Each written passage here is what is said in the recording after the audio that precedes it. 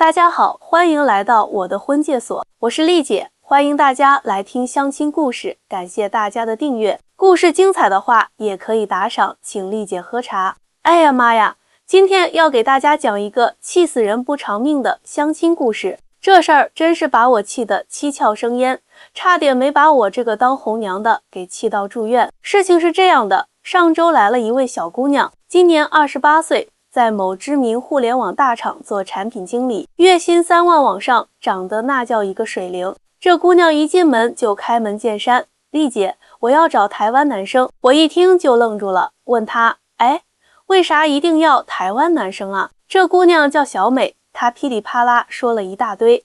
现在大陆男生都不行了，格局小，没见识，而且都是妈宝男。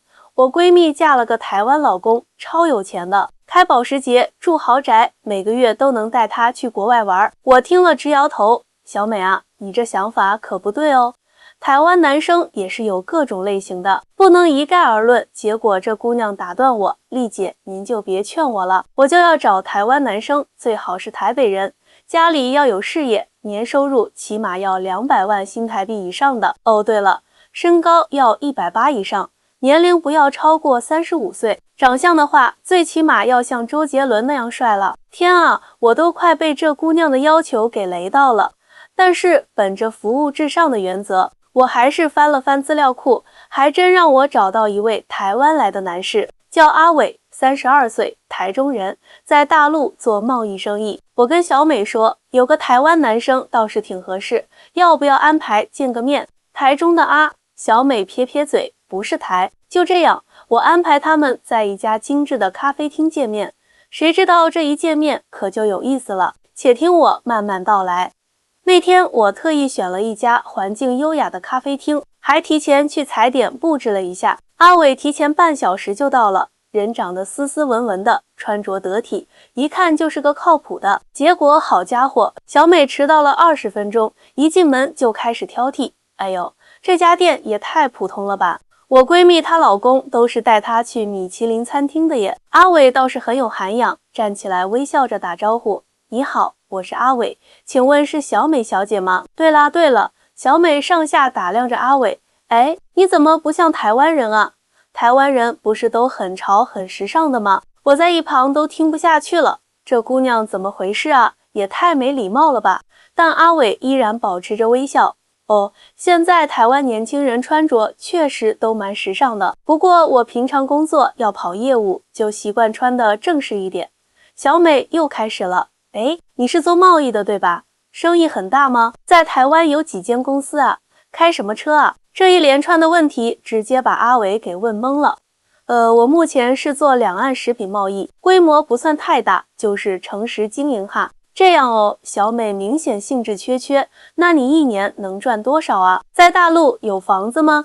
我实在看不下去了，刚要开口打圆场，没想到阿伟突然放下了咖啡杯，表情变得严肃起来。不好意思，小美小姐，虽然这是相亲，但我觉得你的问题未免太直接了，而且你好像对台湾人有很多误解呢。啊，我哪里误解了？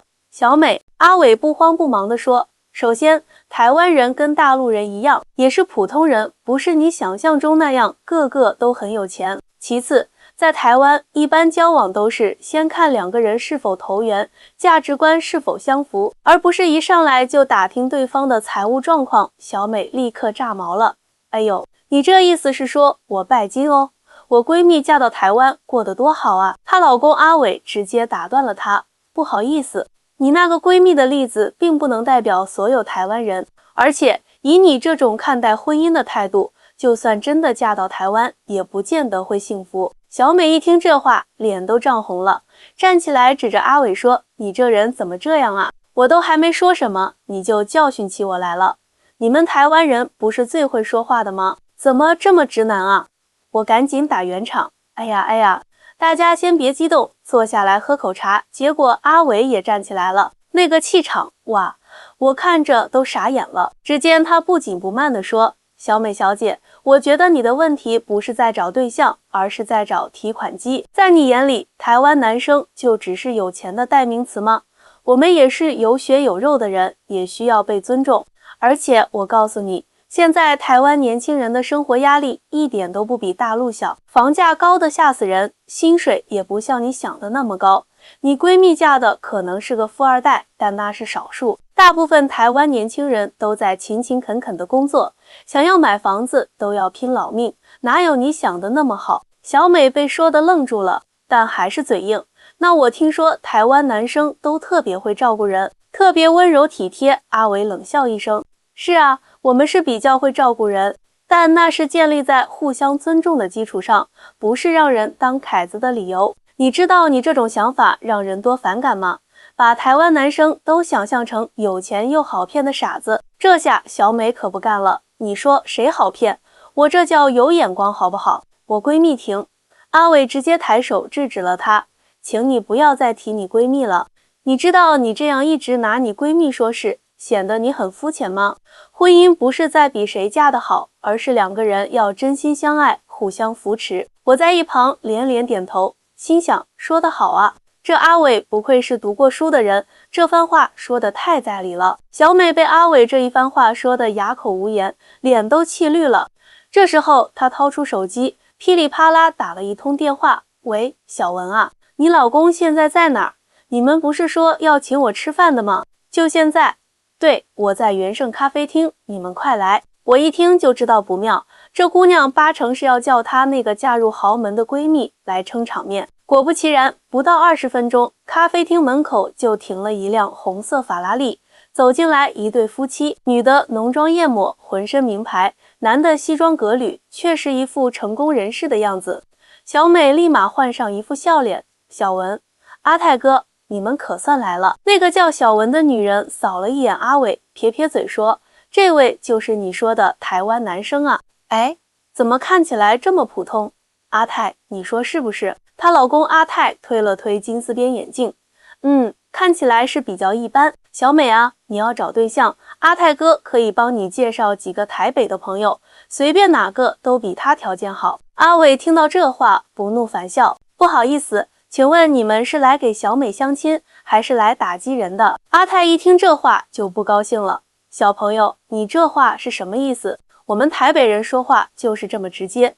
你做生意这么小，月收入能有个10万人民币吗？配得上小美吗？好家伙，这话把我给气坏了。我刚要说话，阿伟却伸手示意我不要插话。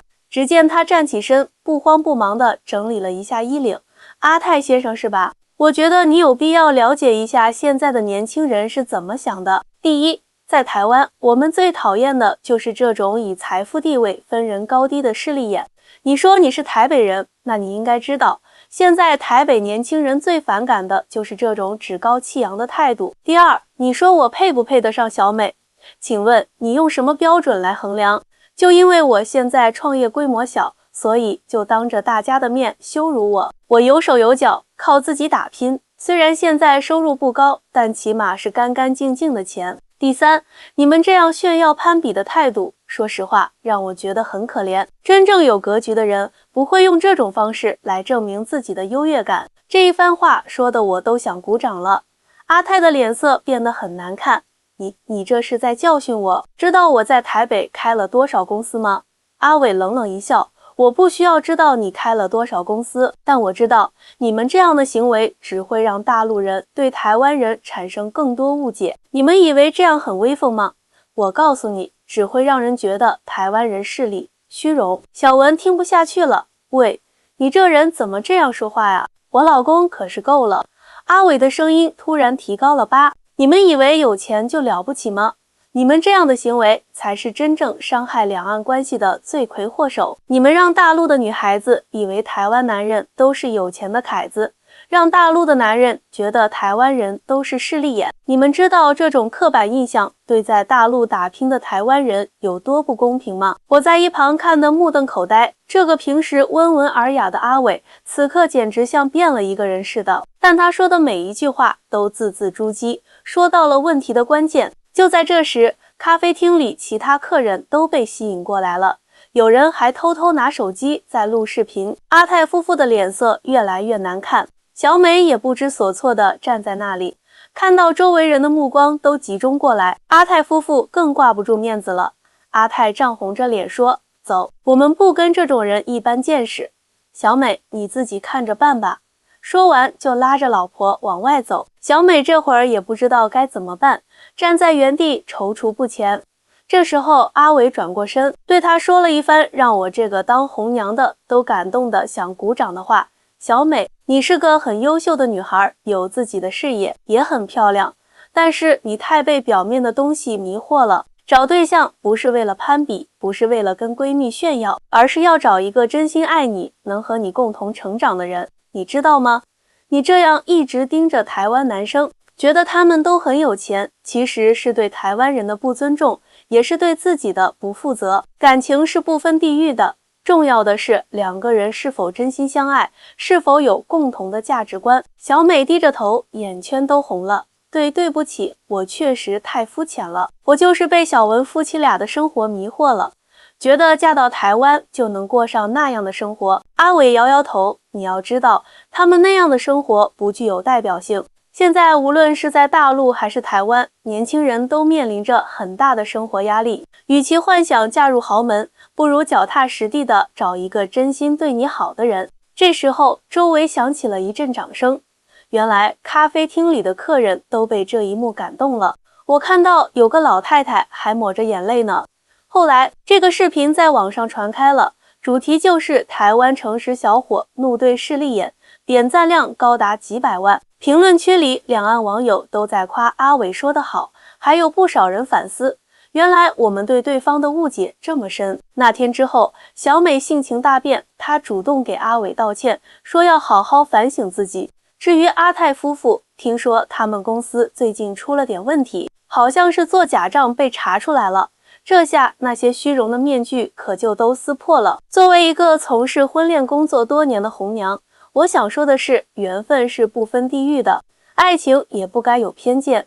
无论是大陆人还是台湾人，重要的是人品和三观。那些整天炫富攀比的人，往往都是最不踏实的。真正的幸福是建立在互相尊重、真诚相待的基础上的。现在阿伟的事业蒸蒸日上，他用自己的实力证明，只要踏实肯干，一样可以活出精彩人生。而小美也放下了对台湾男生的刻板印象，专注于自己的生活和事业。这可能就是这个故事最好的结局吧。最后说一句，感谢大家听我讲完这个故事。如果觉得精彩的话，别忘了点赞关注，也可以请丽姐喝杯茶哦。下次我们继续分享更多相亲故事。这个故事告诉我们，在爱情面前，不要戴着有色眼镜看人，真诚和踏实永远比虚荣和攀比更重要。丽姐祝天下有情人终成眷属。